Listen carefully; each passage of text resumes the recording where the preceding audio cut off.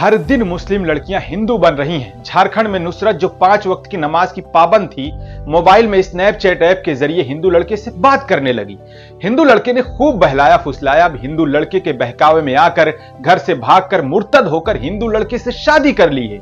ये वीडियो देखिए जिसमें वो कहती है कि जय श्री राम, मैं नुसरत अब निशा सिंह कोडरमा झारखंड से हूं। मैंने अपनी मर्जी से धीरज सिंह से शादी की है। लड़की कहती है कि इस्लाम धर्म छोड़कर हिंदू धर्म अपना लिया है। इस खबर ने लड़की के बाप को गम से निढाल कर दिया। बाप परेशान है लेकिन हल कोई नहीं।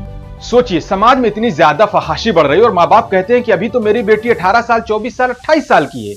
मुस्लिम घरानों में लड़कियों की शादी बहुत लेट से होने लगी है और आरएसएस बजरंग दल के लोग कौम की गैरत मुस्लिम लड़कियों के पीछे पड़े हैं और कौम के मौलाना सुबह से 1 बजे तक पढ़ाकर 4 बजे तक सोकर 6 बजे तक तफरीह करके 9 बजे के बाद फिर सोने में मसरूफ।